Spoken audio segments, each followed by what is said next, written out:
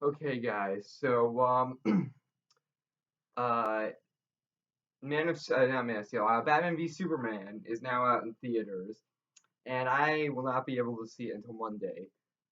But I thought, Man of Steel came out 3 years ago, and that's the only film that I really need to catch up on. Although I do plan on eventually making a series where I review all the other Batman and Superman films that have been made. Um, But I just thought for this time I would I would do a movie review on Man of Steel, which came out in 2013, which I never really got to talk about. Um, in honor of Batman v Superman. Now some of you may know this from following me on Instagram. Some of you may not, but if you don't follow me on Instagram, because I've talked about this a little bit, um, if you're a Man of Steel hater, that's totally fine. You're entitled to your opinion. But I'm just warning you right now, you're probably not going to like this review. Now, if you want to keep watching, that's totally fine. In fact, I would encourage you, if you have disagreements with this video, I would encourage you to leave them in the comments section below because, I feel everybody should have a chance to state, their side of the argument, why they like a movie or dislike a movie. So feel free to leave whatever opinions you have in the comments section below. Um, but basically, my thoughts were I thought Man of Steel was an amazing film. I did. I really did. Now, a lot of people have hated on it. That's totally fine. And it's actually quite interesting because I've noticed most of the reasons people have for hating Man of Steel are most of the reasons I have for actually loving Man of Steel. And Man of Steel is actually one of my favorite DC movie. Well, actually, it's not my favorite DC movie. My favorite DC movie, which is also my favorite superhero movie of all time, is The Dark Knight from 2008. Um, but Man of Steel would probably be maybe my fourth favorite superhero movie, and it's also, in my opinion, the most underrated superhero movie of all time. But let me get into why I like this movie, because I mean, if I just go out and say I liked the movie, I thought it was really great because it was awesome, that doesn't really give you any gist as to why I like this movie. So let me get into it. First of all, one complaint a lot of people had was General Zod. Um, Personally, I thought General Zod was a great bad guy, and I thought he was better than most of the villains in the MCU, aside from maybe Loki, because I think we can all agree Loki was well done in the movies, but obviously one problem with a lot of Marvel movies now is the villains aren't that good.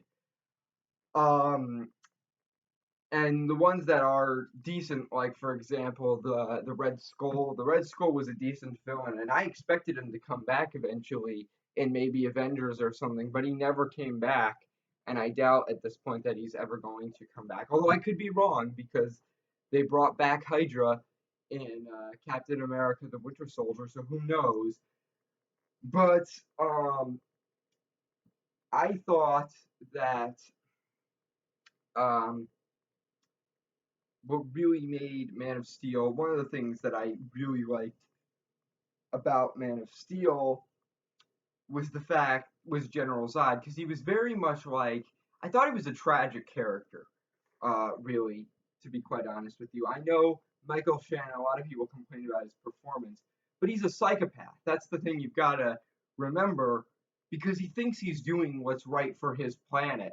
Um, and he's really, in a way, a twisted version of Frankenstein's monster because they do mention in the film that on Krypton, you know, uh, Pete aside from Kal-El, most of the babies on Krypton are basically naturally made. They're not made, biologically. They're made through Kryptonian technology and science or whatever.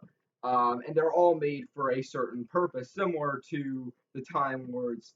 Well, not really similar to the Time Lords on Gallifrey. I think they still reproduce on Gallifrey and Doctor Who, but similar to Doctor Who, which they mention on Gallifrey, is they have them sort of take up different jobs on Krypton in that film, and um,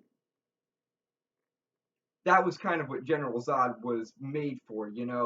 They said we want him to be a general, and he was designed essentially to, you know, protect his planet at all costs. That sounds like a great idea, but it gets to his head, and um, eventually, even after there's no planet to protect for him, he still doesn't give up on what his main purpose in life is.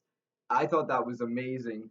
I also thought he was a very lethal adversary for Kal-El because, frankly, if Kal-El hadn't spent so much time on Earth and hadn't adjusted to Earth's atmosphere, which Zod hadn't done, Zod would have defeated Kal-El.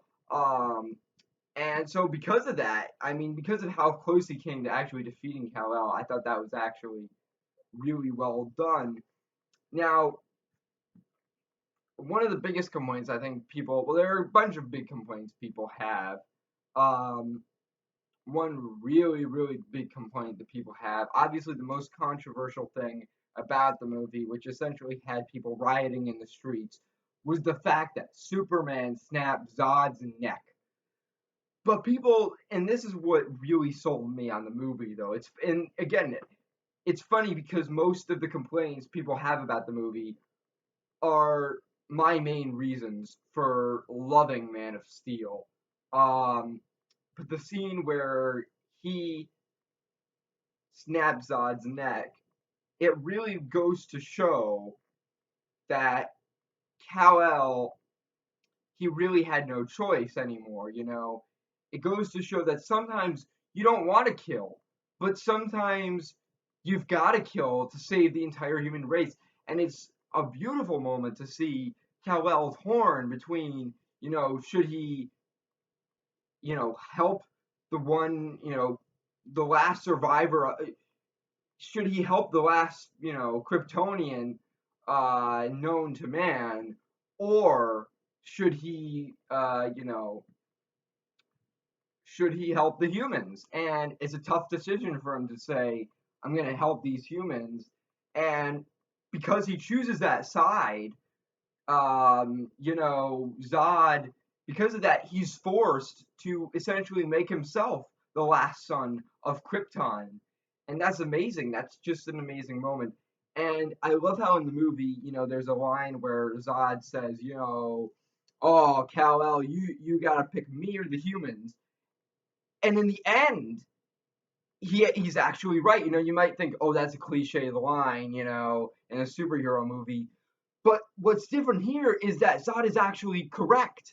You know, he Kal-El does end up having to choose, either him or the humans, and he chooses the humans. He says, "These are the people I'm going to stand behind." That was an amazing moment. A lot of people complain because of all the destruction that happened, but keep in mind, this is Superman just starting off, and yeah, I think that's part of the reason why. Um, in terms of performances, I thought the performances were really well done. I thought Amy Adams did a great job as Lois Lane. Henry Cavill was just perfect as Superman. I think by this point, I'm pretty convinced that Henry Cavill could play the role inside. Yeah, I think he can, I think he knows the role inside out. I mean, this guy, I can safely say, Henry Cavill could probably play the role of Superman in his sleep. I mean, that's just how good he was. Michael Shannon, an amazing job as uh, Zod. Feora, I didn't see anybody complain about Feora. I thought Feora, even though she wasn't the main villain, I thought she was a pretty well done villain as well. I thought she was awesome. I hope they eventually bring her back because she was really well done. Maybe they'll bring her back in Justice League Part 1 or something like that. Um, but yeah, I thought it was a really well done movie. It had very many it had very many relatable messages to it, and it almost reminded me of the movie, which is a great movie, by the way, and you guys should really check it out if you haven't.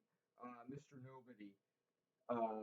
It was really a relatable film, and the thing is, a lot of people complain, oh, it's dark. Oh, no. Yes, it's dark, but it's not really. When you really look into the meat and potatoes of it all, it's not really dark in a Batman sense.